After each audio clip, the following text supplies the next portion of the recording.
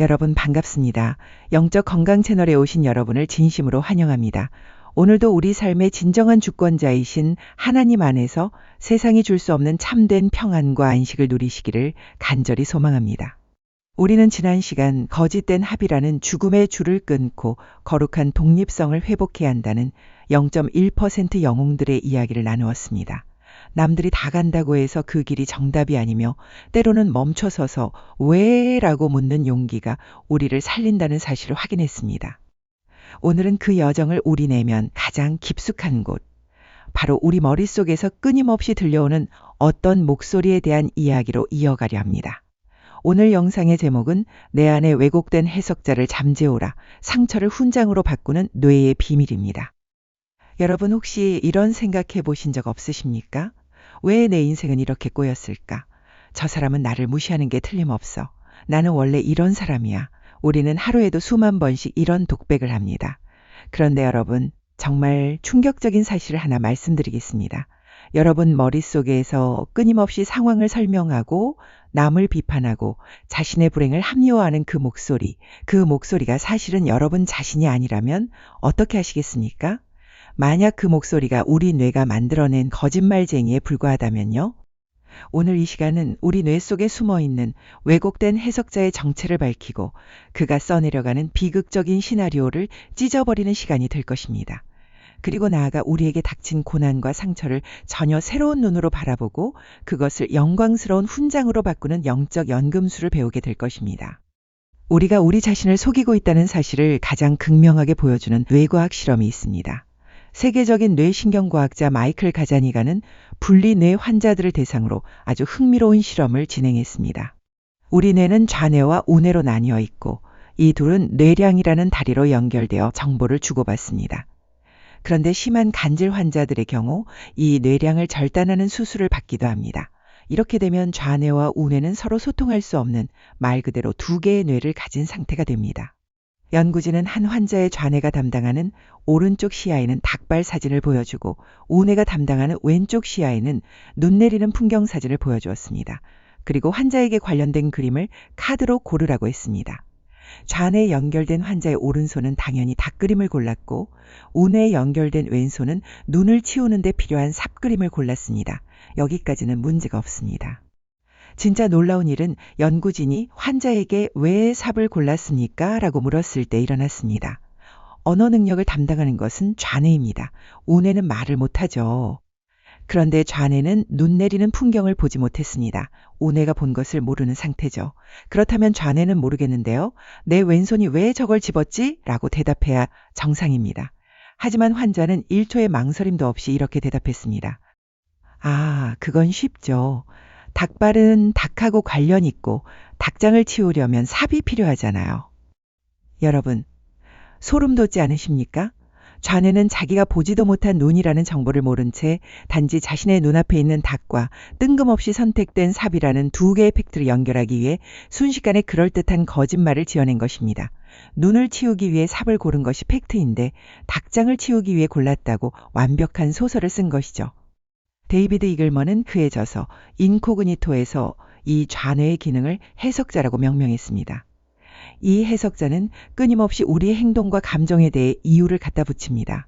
우리가 이유 없이 우울할 때도 해석자는 가만히 있지 않습니다. 아, 날씨가 흐려서 그래. 아까 그 사람이 나를 쳐다보는 눈빛이 기분 나빴어라며 그럴듯한 핑계를 만들어냅니다. 문제는 이 해석자가 만들어내는 이야기가 대부분 부정적인 서사라는 점입니다. 나는 부모님 때문에 인생을 망쳤어. 나는 돈이 없어서 불행해. 저 사람은 나를 싫어해. 이 모든 것은 팩트가 아니라 우리 뇌의 해석자가 불안을 잠재우기 위해 급조한 가짜 뉴스일 가능성이 매우 높습니다. 우리는 평생 이 해석자가 써주는 삼류 비극 드라마의 주인공으로 살아가며 그것이 나의 운명이라고 착각하고 있는 것입니다. 베셀반 데어 콜크 박사의 명저 몸은 기억한다에 따르면 트라우마를 겪은 사람들의 뇌 스캔 사진은 충격적인 사실을 보여줍니다. 트라우마가 재현될 때 뇌의 언어 중추인 좌뇌 브로카 영역은 꺼져버리고 감정과 공포를 담당하는 우뇌의 편도체는 활활 타오릅니다. 즉 끔찍한 공포는 느껴지는데 그것을 설명할 말이 없는 상태가 되는 것입니다. 이때 우리의 좌뇌 해석자가 깨어나면 당황합니다. 설명할 수 없는 공포와 수치심이 몸을 휘감고 있는데 이유는 모르겠으니까요.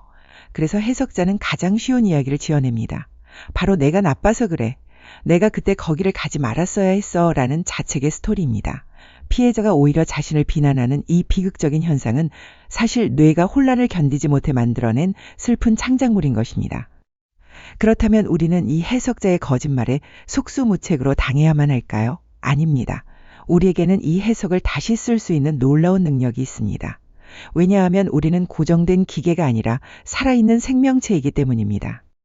데이비드 이글먼은 그의 또 다른 저서 라이브 와이어드에서 아주 인상적인 비교를 제시합니다. 바로 최첨단 기술의 집약체인 화성 탐사선 스피릿과 야생의 늑대 이야기입니다. 2004년 화성에 착륙한 탐사선 스피릿은 훌륭하게 임무를 수행하다가 어느 날 앞바퀴 하나가 고장나서 멈춰버렸습니다. 지구에 있는 나사의 천재 공학자들이 온갖 노력을 기울였지만 결국 스피릿은 그 자리에 멈춘 채 모래 폭풍 속에 파묻혀 고철이 되고 말았습니다. 수천억 원짜리 기계가 바퀴 하나 때문에 끝장난 것입니다. 이것이 하드와이어드, 즉 고정된 회로를 가진 기계의 운명입니다. 아무리 정교해도 부품 하나가 망가지면 전체가 멈춥니다. 반면에 숲속의 늑대는 어떻습니까? 늑대가 사냥하다가 다리가 덫에 걸려 부러졌다고 상상해 봅시다. 늑대는 다리가 부러졌으니 내 견생은 끝났어 라고 하며 그 자리에 누워 죽을까요? 아닙니다. 늑대는 절뚝거리면서도 세 다리로 걷는 법을 즉시 배웁니다. 뇌가 순식간에 근육의 사용법을 재계산하고 척추의 균형을 다시 맞춥니다. 심지어 어떤 늑대들은 덫에 걸린 다리를 스스로 물어뜯어 끊어내고서라도 살아남아 다시 무리를 이끄는 우두머리가 되기도 합니다. 이것이 바로 라이브 와이어드, 즉 생동하는 회로의 힘입니다. 생명은 고장나지 않습니다. 다만 재설정될 뿐입니다. 기계는 상처를 입으면 폐기물이 되지만 생명은 상처를 입으면 그 상처를 우회하는 새로운 길을 뚫어버립니다. 여러분, 우리는 화성 탐사선이 아닙니다. 우리는 늑대입니다. 아니, 그보다 더 위대한 하나님의 생기를 불어넣은 존재입니다. 그런데 왜 우리는 인생의 바퀴 하나가 고장났다고 해서 그 자리에 주저앉아 내 인생은 끝났어 라고 징징대고 있습니까? 그것은 우리 안의 해석자가 우리를 기계처럼 생각하도록 속이고 있기 때문입니다. 너는 이혼했으니 실패자야. 너는 파산했으니 끝이야. 너는 아프니까 아무것도 할 수 없어. 이것들은 모두 스피릿 탐사선에게나 해당되는 말입니다. 우리 뇌는 그 어떤 상처와 결핍도 새로운 능력으로 전환할 수 있는 무한한 가소성을 가지고 있습니다. 다리 하나가 없으면 나머지 세 다리의 근력이 강화되듯 우리 인생의 한 부분이 무너지면 하나님은 반드시 다른 부분을 들어올려 전체의 균형을 맞추십니다. 이것이 창조주가 우리에게 심어주신 회복 탄력성의 본질입니다. 이 라이브 와이어드의 힘을 증명하는 실제 사건이 있습니다. 1976년 미국 캘리포니아주 초칠라에서 발생한 스쿨버스 납치 사건입니다. 26명의 아이들과 운전기사가 탄 버스가 납치되어 채석장으로 끌려갔고 범인들은 이들을 땅속에 묻힌 트럭 짐칸에 가두고 흙으로 덮어버렸습니다. 생매장을 당한 것이나 다름없는 끔찍한 상황이었습니다. 대부분의 아이들은 공포에 질려 울거나 얼어붙었습니다. 그들의 뇌는 우리는 죽었다는 해석자의 비명에 압도되었습니다. 하지만 그중 14살 소년 마이클 마샬은 달랐습니다. 그는 공포에 질려 있는 대신 행동하기를 선택했습니다. 그는 친구들과 함께 매트리스를 쌓아 올려 천장의 입구를 막고 있는 뚜껑을 밀어 올리기 시작했습니다. 탈진할 때까지 흙을 파내고 또 파냈습니다. 결국 16시간 만에 그들은 스스로 굴을 뚫고 밖으로 탈출했습니다. 나중에 연구자들이 이 아이들을 추적 조사했을 때 놀라운 사실이 발견되었습니다. 대부분의 아이들은 심각한 외상 후 스트레스 장애에 시달렸지만 직접 땅을 파고 탈출을 주도했던 마이클 마샬은 트라우마 증상이 현저히 적었습니다. 왜 그랬을까요? 베셀반 데어 콜크 박사는 말합니다. 트라우마는 사건 자체가 아니라 그 사건 앞에서 느꼈던 무력감이 우리 몸에 새겨지는 것입니다. 마이클 마샬은 갇혀있는 동안 나는 피해자다라는 해석에 머물지 않고 나는 탈출하는 중이다라는 새로운 행동을 선택했습니다. 그가 움직여서 흙을 파내는 순간 그의 뇌는 그 상황을 재앙이 아닌 도전으로 재해석했습니다. 그는 늑대처럼 세 다리로 걷는 법을, 아니 흙 속에서 숨쉬는 법을 즉시 배워낸 것입니다. 우리의 뇌는 행동할 때 바뀝니다. 나는 갇혔어라는 스토리 대신 나는 뚫고 나갈 거야라는 팩트를 만들 때 상처는 트라우마가 아니라 영웅담이 됩니다. 성경에는 이 해석자의 기능을 가장 완벽하게 통제하고 활용한 인물이 등장합니다. 바로 요셉입니다. 요셉의 인생 팩트만 나열해 볼까요? 요셉은 형들에게 미움받아 죽을 뻔했습니다. 노예로 팔려가 밑바닥 생활을 했습니다. 억울한 누명을 쓰고 감옥에 갇혔습니다. 만약 요셉이 보통 사람처럼 뇌 속의 부정적 해석자를 방치했다면 그는 감옥에 있는 동안 미쳐버렸거나 형들에 대한 복수심으로 인생을 불태웠을 것입니다. 형들이 나를 버렸어. 나는 저주받은 인생이야. 하나님은 없어. 이것이 뇌가 자동으로 내놓기 쉬운 해석입니다. 하지만 요셉은 창세기 45장과 50장에서 놀라운 고백을 합니다. 자신을 팔아넘긴 형들이 두려워 떨 때 그는 이렇게 말합니다. 창세기 45장 5절 말씀에 당신들이 나를 이곳에 팔았다고 해서 근심하지 마소서. 하나님이 생명을 구원하시려고 나를 당신들보다 먼저 보내셨나이다. 창세기 50장 20절 말씀에 당신들은 나를 해하려 하였으나 하나님은 그것을 선으로 바꾸사. 요셉은 형들이 나를 팔았다는 팩트를 부인하지 않았습니다. 그러나 그 팩트에 대한 해석을 완전히 다시 썼습니다. 형들이 버린 것이 아니라 하나님이 파송하신 것이라고 말입니다. 그는 과거의 상처라는 필름을 가져다가 피해자의 비극이 아닌 구원자의 서사시로 재편집했습니다. 이것이 바로 영적 편집 능력입니다. 요셉의 뇌는 감옥에 있을 때조차 피해자 모드가 아닌 준비자 모드로 라이브 와이어링 되고 있었던 것입니다.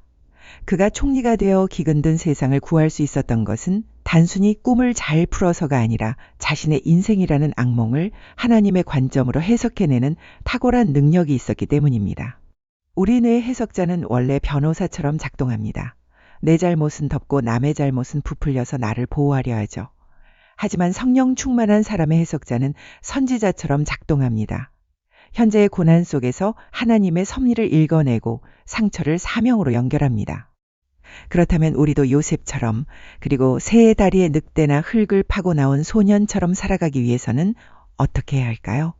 매 순간 우리 귓가에 속삭이는 부정적인 해석자의 입을 다물게 하고 진리의 목소리를 높이는 3단계 훈련을 제안합니다. 1단계, 팩트와 스토리를 분리하십시오. 어떤 감정이 올라올 때 5초간 멈추고 종이에 적어보십시오. 팩트, 남편이 늦게 들어왔다. 스토리, 남편은 나를 사랑하지 않는다. 그는 가정에 무관심하다. 대부분 우리는 팩트 때문에 상처받는 것이 아니라 뇌가 순식간에 지어낸 스토리에 상처받습니다. 아, 이건 내 뇌가 지어낸 소설이구나 라고 알아차리는 순간 그 생각은 힘을 잃습니다. 토드 로즈가 말한 것처럼 우리가 진실이라고 믿는 것의 대부분은 사회적 합의나 뇌의 착각이 만들어낸 집단 착각일 수 있음을 기억하십시오. 2단계, 반대 증거를 수집하여 뇌를 반박하십시오.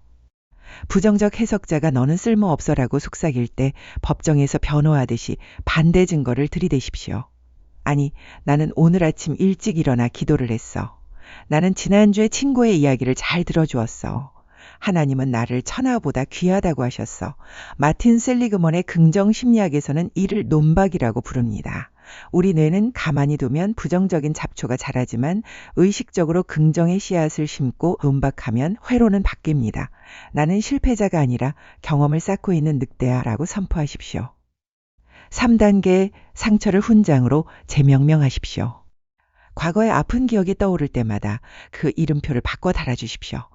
이혼은 새로운 독립으로, 파산은 비움의 훈련으로, 질병은 몸을 사랑할 기회로 바꾸십시오. 이것은 정신승리가 아닙니다. 양자물리학에서 관찰자가 무엇을 보느냐에 따라 입자의 상태가 결정되듯 여러분이 과거를 어떻게 부르느냐에 따라 그 기억이 현재 여러분에게 미치는 영향력 에너지가 완전히 달라집니다.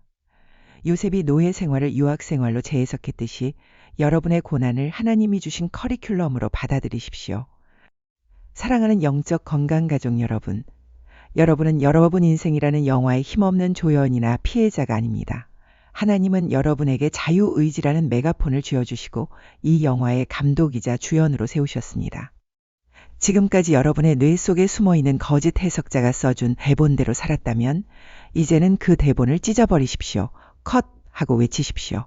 그리고 성령의 조명을 받아 새로운 대본을 쓰기 시작하십시오. 나는 흙수저라서 안 되라는 대사를 나는 하나님의 금수저라 모든 것을 할 수 있어로 바꾸십시오. 나는 늙고 병들었어라는 지문을 나는 날마다 속사람이 새로워지고 있어로 고쳐 쓰십시오. 우리의 뇌는 우리가 쓰는 대로 바뀝니다.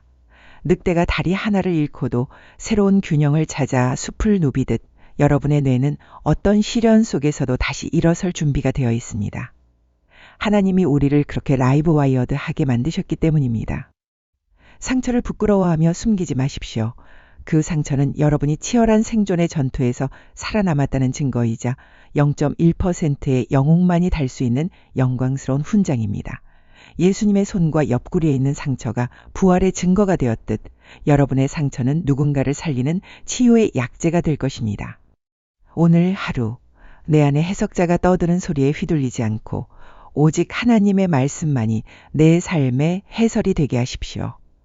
여러분의 삶은 해피엔딩으로 끝나기로 이미 예정되어 있습니다.